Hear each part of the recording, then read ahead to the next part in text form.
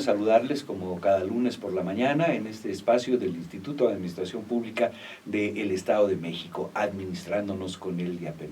Un espacio que le informa, le orienta acerca de las diferentes acciones que se vienen realizando para mejorar las administraciones municipales desde el Instituto de Administración Pública del Estado de México. Gracias por escucharnos, gracias por estar con nosotros. Les saludamos Evelyn Clavel y Raúl Cruz en este espacio de todos los lunes. Bueno, pues hoy vamos a tener un tema en verdad interesante. El tema que vamos a abordar tiene que ver con la modernización municipal y sus retos. Y estaremos abordando 4 temas en específico que tienen que ver con la participación ciudadana, que tienen que ver también con el gobierno abierto, tienen que ver con la seguridad pública, tienen que ver con la movilidad, retos que sin lugar a dudas son en verdad muy importantes. Y en ese sentido hoy nos acompaña el licenciado Paul Valdés Cervantes, quien es consultor en opinión pública y en gestión gubernamental, una larga trayectoria en este aspecto, y además ha sido también director de Parámetro Consultores, lo cual le ha dado toda la experiencia en este sentido. Muchísimas gracias por estar con nosotros, sea bienvenido a este espacio de El IAPEM. Encantado, Raúl. Pues bueno, mira, es un tema muy importante, el tema en general de la modernización municipal. En un principio me parece que vivimos un momento importante a nivel de lo que es, pues básicamente las disrupciones de las nuevas tecnologías, de lo que incluye pues una serie de cambios rápidos, profundos en distintas latitudes, incluidas el propio gobierno, lo que ha generado, por ejemplo, que en general en las democracias estén pues, de alguna forma sufriendo o experimentando periodos de alta desconfianza en sus gobiernos. Así es. Y el gobierno municipal, como todos conocemos, es el nivel más próximo, más directo al ciudadano. Es literalmente donde pues vives las problemáticas y pues las experiencias más sentidas y más próximas para la gente, ¿no? Y en ese sentido creo que es muy importante destacar que sí, efectivamente hay un diagnóstico que nos señala que la gente está desafecta, está descontenta, desconfiada, enojada incluso en algunos casos con sus gobiernos. Y me parece que un reto importante es, a partir de este diagnóstico, cómo el gobierno municipal puede proponer soluciones para poder atraer nuevamente a la gente para ganar su confianza. Así es. En términos generales es como si tú tienes una relación y probablemente has fallado en esa relación. ¿Cómo le vas a cumplir a esa persona otra vez para que tengas otra vez la confianza ciudadana? Claro. Y en ese sentido también se habla mucho de que a veces la ciudadanía, quizá por esta desconfianza, quizá por la falta de cercanía, por no encontrar un gobierno abierto, por nuestra idiosincrasia o nuestra propia cultura, se dice que los mexicanos no somos muy participativos y menos críticos en torno a lo que nos rodea y a nuestros gobiernos. ¿Es así? Mira, yo creo que tiene que ver con la cultura política. Creo que México en los 70s, en los 60s, de hecho está constatado con evidencias empíricas, encuestas, estudios, psicólogos, etcétera, sí se hablaba que existía una cultura política pasiva. Sin embargo, creo que ha evolucionado esta cultura a ser cada vez más demandante de los gobiernos.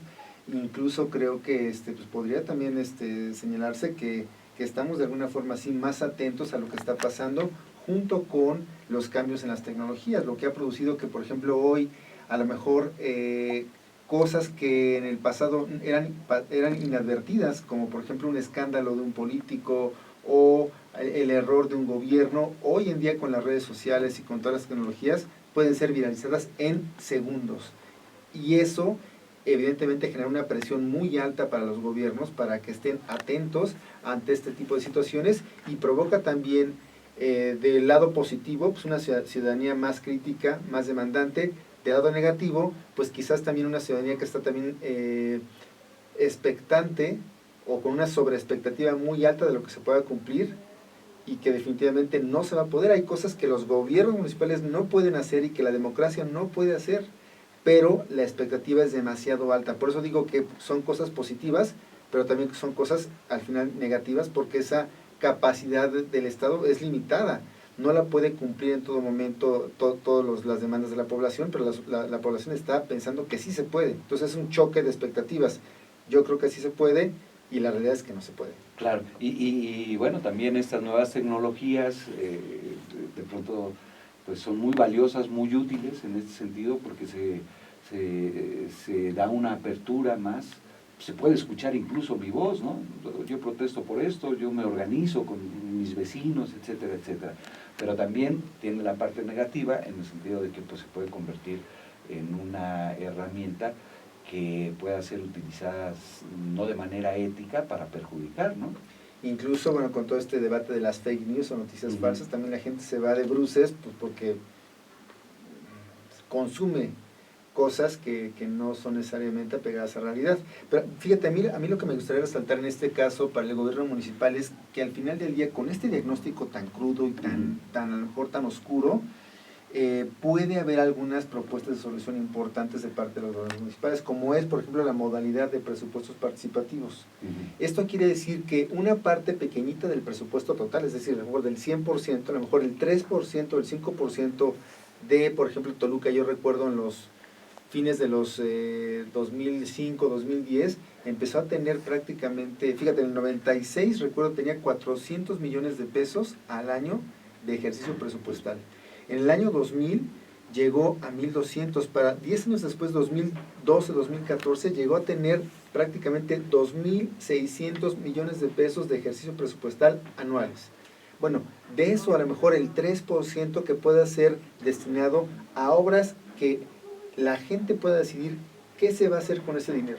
A lo mejor hay alguna situación de inseguridad en una colonia o de agua potable, en fin, pero que la gente decida a partir de un concurso, de una convocatoria, de una regla de operación clara, que pueda decidir en qué se va a utilizar ese dinero. Y eso hace que la gente participe más, se incentive este deseo de poder hacer comunidad, y me parece que podría ser muy sano. Esto lo maneja muy bien, por ejemplo, un amigo consultor también que seguramente va a venir con ustedes, Ramón Cobas Martínez, esta modalidad de presupuesto participativo, y evidentemente pues, es una corriente que se maneja, por ejemplo, en Europa, en España, y en otros estados también del continente latinoamericano, y en México también se ha hecho. Claro, y esto, bueno, pues habla de que la ciudadanía participa, y es muy importante que participe, pero a veces se encuentra con gobiernos cerrados. Por supuesto, por eso también un reto de del propio gobierno municipal ahora es evidentemente pues ser un gobierno abierto, un gobierno transparente y en consecuencia con rendición de cuentas de lo que se está gastando a nivel municipal. Sí, por supuesto, creo que ese es parte de la misma solución que tiene que tener un gobierno municipal, ¿no? Claro. Tener ya a un nivel más incluso digital todas las opciones, la información para que el ciudadano esté pues de alguna forma motivado a participar. Claro, actualmente con las nuevas tecnologías, bueno, pues es más fácil entrar a las páginas de los ayuntamientos, conocer un poco sobre los proyectos que están realizándose, los que vienen a futuro. Es más fácil incluso conocer las partes presupuestales, ¿no? Incluso conocer cuánto gana el propio presidente municipal, el tesorero, hasta el servidor público de menor categoría, ¿no? Claro. En ese sentido, tenemos ahí como que ya una apertura por parte de la sociedad y del gobierno, pero falta mucho por hacer. Sí, por supuesto, hace falta mucho por hacer, hace falta más profundizar este tipo de modalidades de presupuesto participativo. Porque no todos los municipios lo tienen, ¿no? Por supuesto que no. Ya ha habido ejemplos de esto, pero esto se puede utilizar para que la gente pueda comenzar a solucionar los problemas de la colonia, de la comunidad, en fin, problemas muy importantes que tenemos actualmente, por ejemplo, de la propia movilidad, del propio estrés. A lo mejor se puede hacer un parque público o alguna serie de gimnasios al aire libre, en fin, cosas que la gente está necesitando y que actualmente no tiene, porque el presupuesto está dirigido de arriba hacia abajo.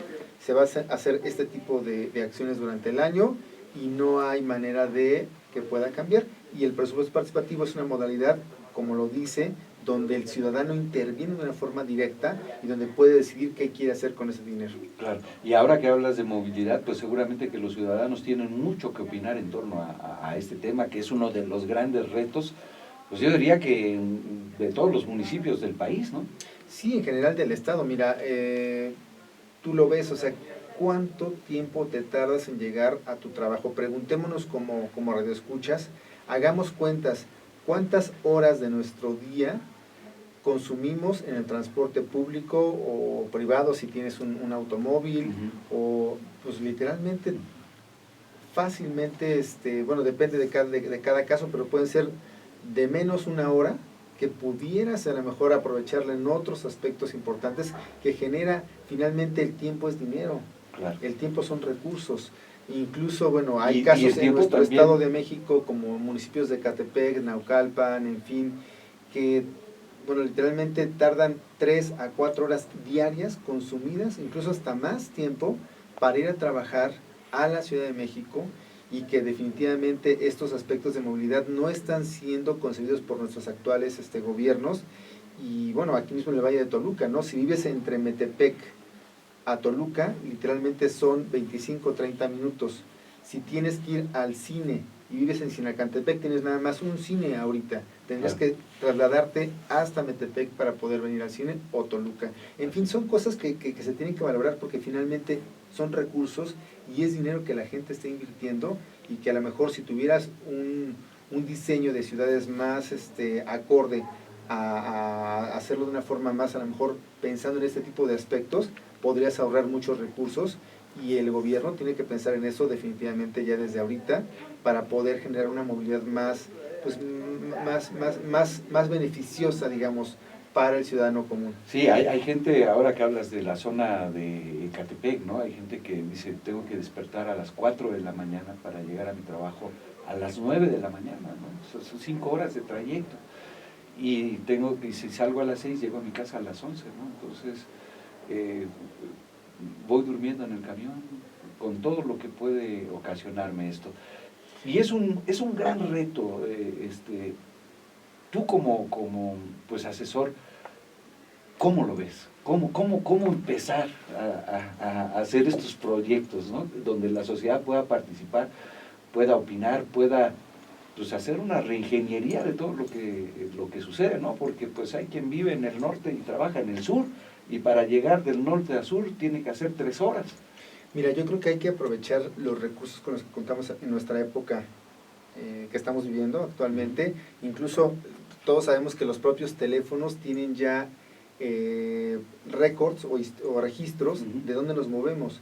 Esto es una forma de evaluar precisamente cómo se mueve la gente en una ciudad, y son bases de datos que se generan, que se pueden a lo mejor negociar o pedir con las compañías telefónicas para saber exactamente cuáles son los flujos, el origen-destino que hacemos día a día, y de esa forma podríamos eficientar más, a lo mejor una ruta, los famosos trolebuses urbanos, en fin, este tipo de trenes fijos que de alguna forma son menos contaminantes y pueden llevar a la gente de una forma más eficiente que el sistema de transporte que tenemos actualmente, que son pues muchas rutas de transporte, microbuses, incluso taxis o autobuses urbanos, que finalmente pues es una eclosión, una forma no eficiente de poder transportarnos en nuestra ciudad de Toluca, por ejemplo, Toluca-Metepec.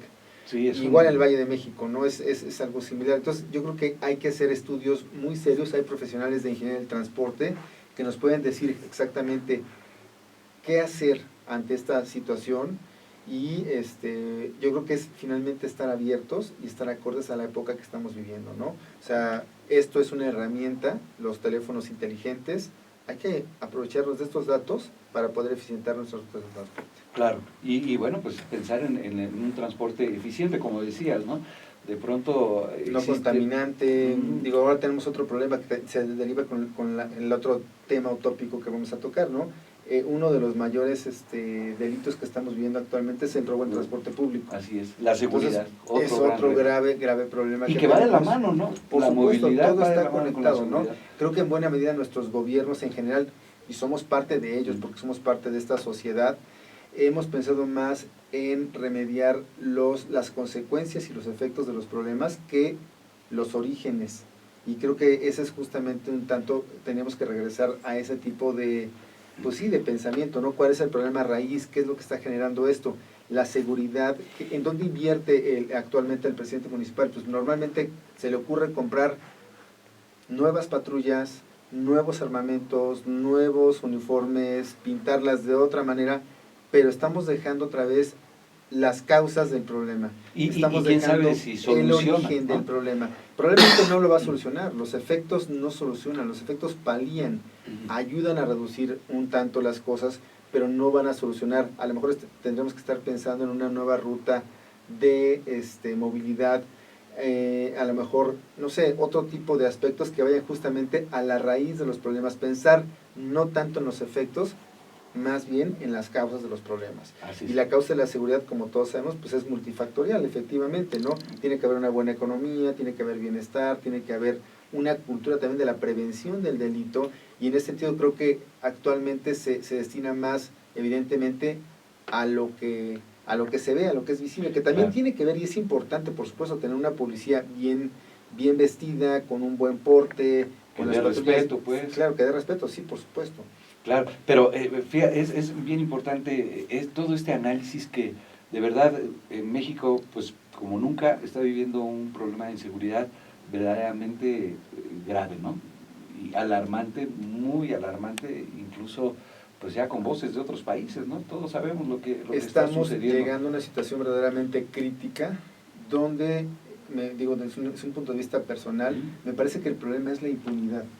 ¿Esto qué quiere decir? La impunidad es que no se castiga al delincuente, que no se persigue de oficio, que evidentemente la gente no denuncia porque tiene miedo a hacerlo, o porque definitivamente piensa que en su costo-beneficio de su tiempo no vale la pena ir a perder el tiempo al Ministerio Público, porque así nos lo han dicho, sí, incluso claro, en experiencias orales.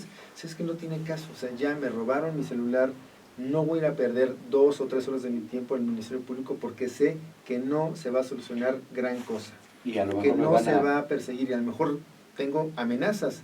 Me van a extorsionar. Exactamente, ¿no? Entonces, efectivamente, creo que el gran reto que tenemos incluso como sociedad, y parte del gobierno municipal es esto, es disminuir la impunidad. Imagínate, cerca del 90%, 95% de los delitos que se cometen quedan impunes.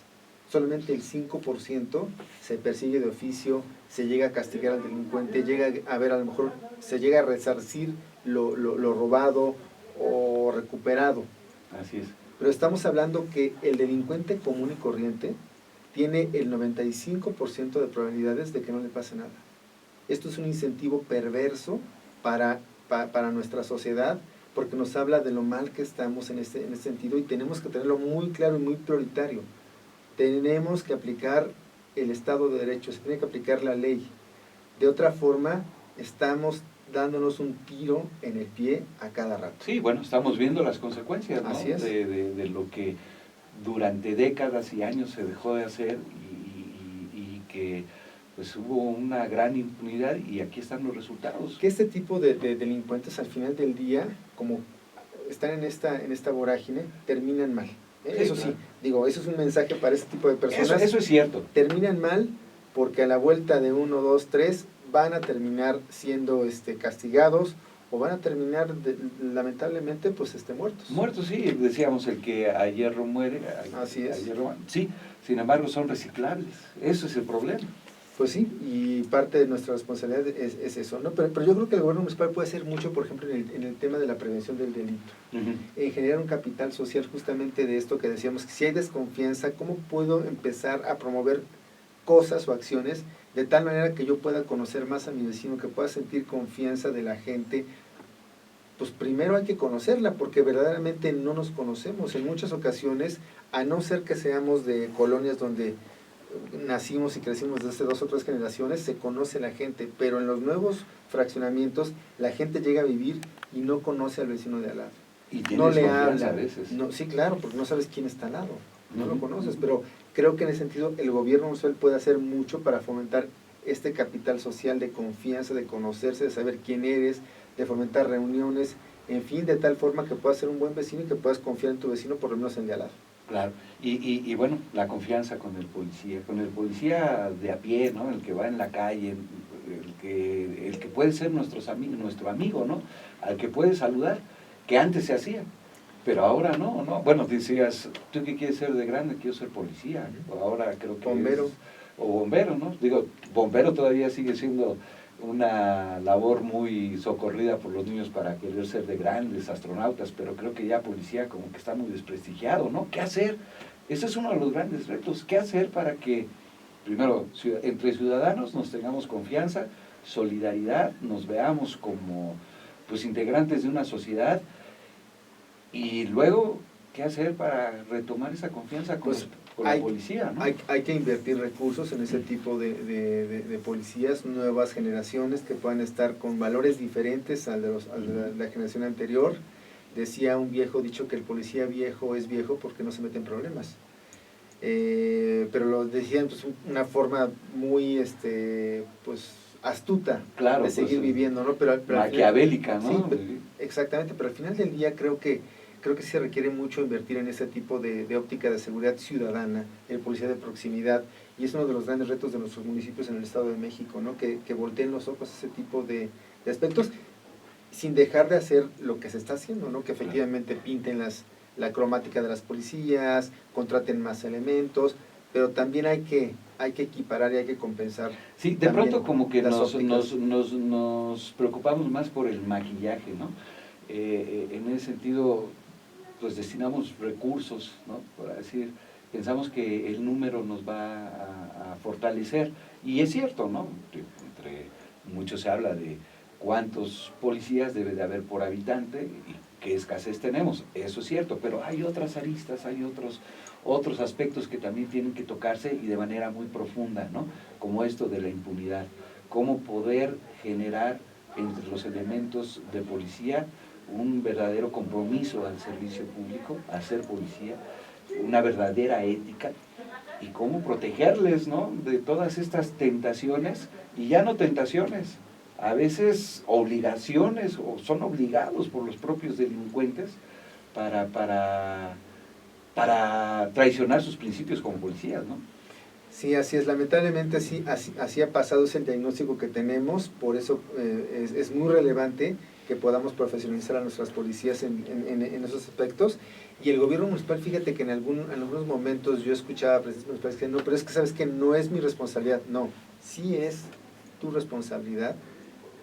Evidentemente es corresponsable con el gobierno federal, con el gobierno estatal en ciertos delitos. Pero la prevención del delito es tu obligación como autoridad. Así es. A lo mejor los delitos de fuero federal, que para la literatura son básicamente el homicidio, la extorsión, el narcotráfico, sí, efectivamente son de fuero federal, pero se están dando en tu municipio. Y tú tienes la responsabilidad, presidente municipal, de prevenir ese tipo de situaciones. Sí, decían antes, ¿no? No te exime. Hay un ladrón, lo detuvo el agente de tránsito, él no es autoridad para detenerlo. La obligación de toda autoridad es preservar el orden, preservar la seguridad, sea cual sea. Ya después vendrán los que están encargados de llevar el proceso, todo esto, pero por lo pronto cualquier ciudadano que ve que están maltratando a una mujer tiene la obligación de pararse y defenderla. Claro. Sea policía o no sea policía federal o sea policía estatal, claro, o sea municipal, ¿no? Exacto. Y creo que el reto, insisto, es poder aprovechar los recursos tecnológicos que tenemos actualmente, los teléfonos inteligentes, las aplicaciones, para poder de alguna forma acercarnos a la ciudadanía que está descontenta, o desconfiada, perdón, que está pues de alguna forma, pues sí, no tiene credibilidad a lo mejor tan alta como la tuvo en otros momentos. Y entonces este tipo de herramientas nos pueden definitivamente ayudarnos a tener resultados en la seguridad pública, en la movilidad y pues por supuesto en ser un gobierno más cercano a la gente, porque eso es lo que finalmente la gente te frasea en los estudios, que la gente no se siente pues, de alguna forma próxima o cercana y que piensa que no se va a solucionar las cosas que sus problemas que tienen. Sí, muchas veces como ciudadanos pensamos que las cosas que se están haciendo no se están haciendo en función de la ciudadanía, sino pues en función de otros intereses, ¿no? Claro, me parece que esa es la gran reflexión actualmente para los municipios, es pensar y veámoslo, si tuviéramos una relación a lo mejor de pareja o de padre-hijo, a lo mejor a veces tenemos fracturas o desaguisados, inconvenientes. ¿Cómo recuperamos la confianza de esa pareja o de ese hijo o de ese familiar? Con mucho trabajo, por supuesto, pero la confianza es oro. Claro. La confianza es todo, y creo que ese es el gran reto actualmente también de nuestros municipios. Sí, teniendo confianza, cuando se tiene confianza, se acabó la impunidad, se acabó el soborno, porque le tenemos confianza, sabemos que es una persona confiable, ¿no? Así es. Pues desafortunadamente el tiempo se nos ha terminado. Yo quiero agradecer mucho pues la participación en este día de nuestro invitado, que de verdad pues nos ha puesto los temas ahí sobre la mesa. Son retos y grandes retos, no se van a solucionar de la noche a la mañana, seguramente en muchos años no tendremos la luz, pero sí estaremos viendo, si nos comprometemos ciudadanos y gobierno, el camino para llegar a ver esa luz, ¿no? Y tener un México el cual de verdad nos merecemos, ¿no? Sí, definitivamente. Creo que eso pasa por la construcción de una ciudadanía cada vez más crítica, más demandante, pero también más atenta a los grandes problemas de la comunicación, como es las llamadas noticias falsas, a de alguna forma hacernos cada vez más responsables de lo que estamos viviendo, tanto como ciudadanos, pero también como gobiernos. Creo que incluso es doble la responsabilidad del gobernante para poder proveer las condiciones pues necesarias para poder hacer una situación de una sociedad en paz, en bienestar y en desarrollo. Claro, y en una sociedad unida y no dividida, ¿no? Donde haya fifís y haya chairos, ¿no? Como ahora se está acostumbrando. Yo creo que, si me permites, creo que a veces estamos comprando algo que no es real.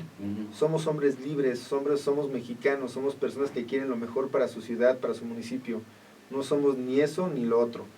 Comprar esa retórica, para mi gusto, es comprar un conflicto político que no nos corresponde, porque no somos eso. Sí, ya lo vivimos en una ocasión en la historia de nuestro país, cuando la conquista y cuando se dio todo esto, y Octavio Paz nos lo explicó, ¿no?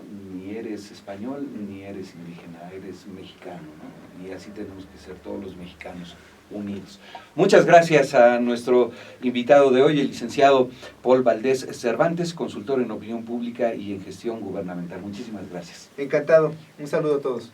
Y bueno, pues les invitamos para que en nuestra próxima emisión nuevamente estén con nosotros. Agradecemos la participación de Verónica, que ha estado muy pendiente en el control técnico, de Evelyn Clavel en la producción y coordinación, y en ese micrófono Raúl Cruz. Que la pasen bien.